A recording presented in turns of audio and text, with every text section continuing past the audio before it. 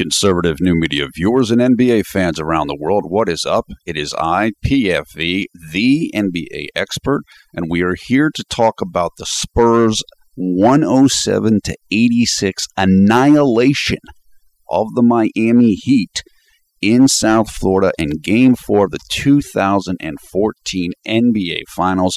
With the victory, San Antonio takes a commanding 3-1 lead in this best-of-7 games series. Let me just say before I get started, the first 2 videos I did for this series, I didn't comment to anybody, and it was because I could not comment. But now that is fixed. It was a glitch on YouTube, so I just wanted to apologize to people who were wondering why I haven't commented, particularly our regular viewers. What happened in this game was that the San Antonio Spurs picked right up where they left off at the end of Game 3, meaning they were on an offensive roll. They have figured out how to attack the Miami Heat, and that is something that we discussed in the Game 3 video. I said, this is a real serious development in this series, and Miami is going to need to adjust to it. Well, Miami doesn't look like they can adjust to it, and what I mean is they don't have the talent to adjust to it. They're too old, and they're not deep enough, and it's just not going well right now. I was very disappointed with the Miami Heat fans booing the team several times in this game. Look, you guys have a 2-time defending champion, and you're on the home court and you're booing them. You shouldn't be doing that. I don't care how badly they play. This team has made history by going to 4 straight finals. That's only been done 3 times in the history of the league. You should not be booing your team. So that's not going to help the conversation about the Miami Heat fans, in my opinion. LeBron James did what he could. He was the only player for the Heat that I felt really showed up in this game. 28 points, 8 boards, 2 assists. He was very good, but for the second straight game, Kawhi Leonard, the small forward for the Spurs, who was only 22 years old, had a monster game. 20 points, 14 rebounds, 3 assists. I'm going to say right now that Kawhi Leonard is my early favorite for Finals MVP. Him and Tim Duncan, who had another solid game, which I will get to in a minute. Kawhi Leonard is showing that he can absolutely be a star in this league. Remember, he's going up against the best player in the world, and he is more than holding his own. He looks like a stud. Also, let me just say, sometimes people will criticize me in these videos that we make because they'll say I talk too slow or whatever. I just want to let people know, many of our viewers are not native English speakers. So if I talk slow or slower at times, it's because I'm trying to help out people who speak English as a second language. Kawhi Leonard, monster performance. I can't express how impressed I am with this guy. He is amazing. He had a very difficult first 2 games of this series, and since then he's been on a rampage, basically. Tim Duncan set 2 playoff records in this contest. He now has the most career playoff minutes played, meaning he has played more playoff minutes than any player in NBA history. I believe he surpassed Kareem Abdul-Jabbar in that department tonight.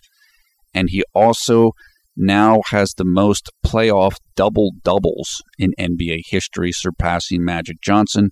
A double-double is when you get 10 or more units in a category. In this, for Duncan, it's usually going to be points and rebounds. For a point guard, it might be points and assists. But Tim Duncan has surpassed Magic Johnson and now has 158 career playoff double-doubles. That is an NBA record, and we congratulate Tim Duncan. He is on the verge of his 5th championship, and we'll talk more about that and what it means in a second. Again, to summarize what's happening in this series and happened in this game, the Miami Heat cannot deal with the pace of the game that the Spurs are playing at. They are playing too fast for Miami and the age of Miami's team to be able to deal with. Secondly, the Miami Heat cannot deal with the Spurs' depth. They're deeper than Miami, and it's wearing out Miami game in and game out. Third, the Spurs are playing excellent defense in this series.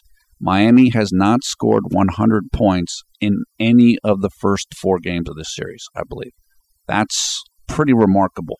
The Heat had one of the best offenses in the league this year, and they had one of the best offenses also in the playoffs, and they can't even get to 100 points.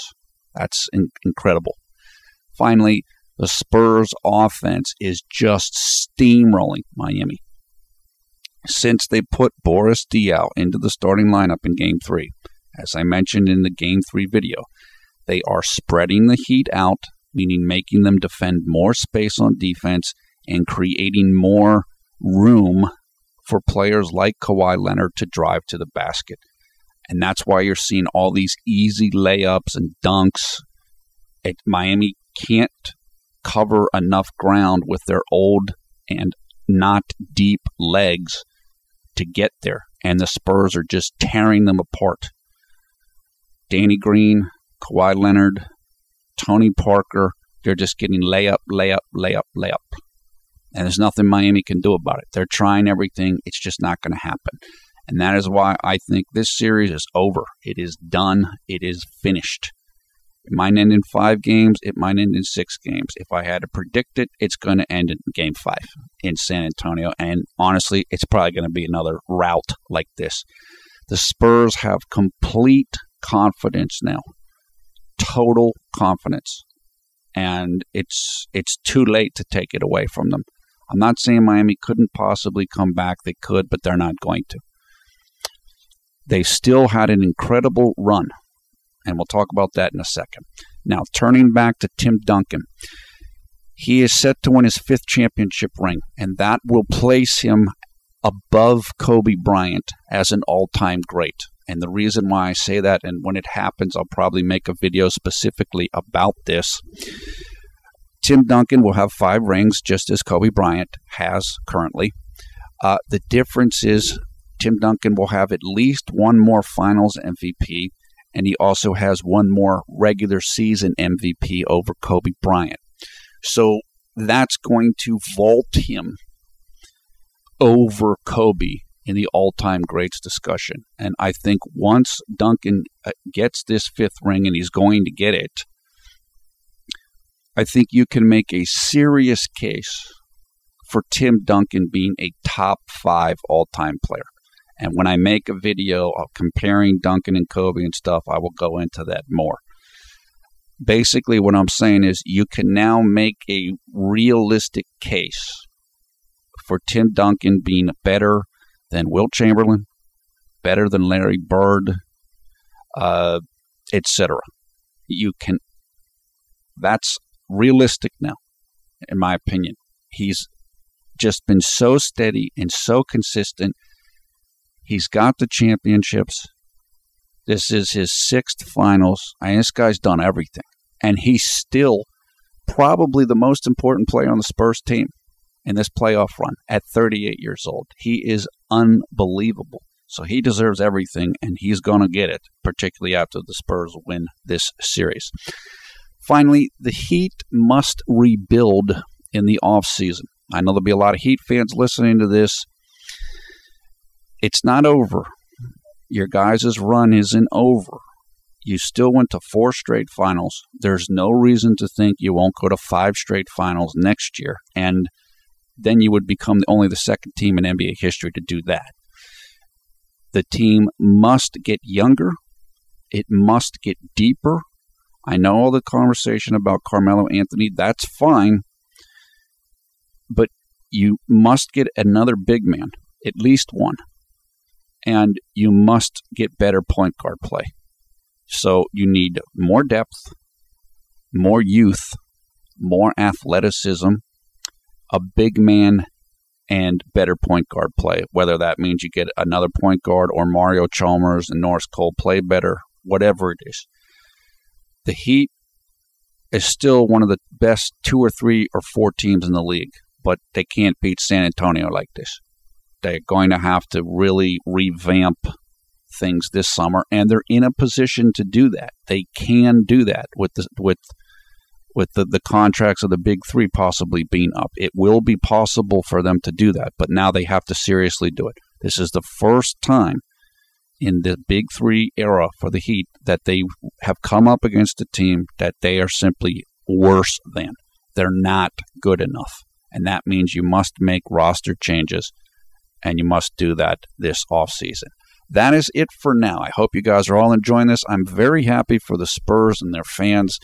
The Spurs are the most international team in the NBA. They have the most international players, obviously guys like Tony Parker from France, Boris Diaw from France, Thiago Splitter from Brazil, Marco Bellinelli from, I can't remember where he's from. I think he's from Italy. And on. Patty Mills from Australia, Manu Ginobili from Argentina. This is the triumph of the global game. This is the triumph of European ball. The Spurs have been dismissed as playing European ball. Well, European ball looks pretty good right now. Looks real good, actually. European ball is a lot of depth, a lot of ball movement, not focused on 1 or 2 stars, excellent outside shooting, share the ball. And that's what this is. What you're seeing in this series is basically another version of what the Dallas Mavericks did in the 2011 finals and playoff run, except it's even better because the Spurs are younger than the Mavericks were then, and they're more athletic. So this is what basketball was meant to be. This is basketball at the highest level. So enjoy it while you can, because you're not going to see this all the time. A lot of times you're going to see isolation basketball, one-on-one, not a lot of passing. This is the way basketball is supposed to be played, in my opinion. And again, people run it down, European, whatever. This is great. It works, and it is the future of the NBA. A lot of depth, a whole bunch of guys that can shoot the perimeter shot, one big man on the floor, like a Duncan, and even having a big man on the floor that can shoot, like Boris Diaw. This is what the future of the league is, and you're seeing it right now. And Miami likes this type of basketball too, but San Antonio's better at it. And this is a great team. They show great teamwork, the Spurs do. They're humble, and they deserve everything they get. And they're going to get revenge for what happened last year. And I'm happy for them. I feel bad for LeBron and the Heat. They're going to take a lot of criticism. But they've had a great run, and they're not done yet. But for the Spurs, they deserve it, and they're going to get it. Okay.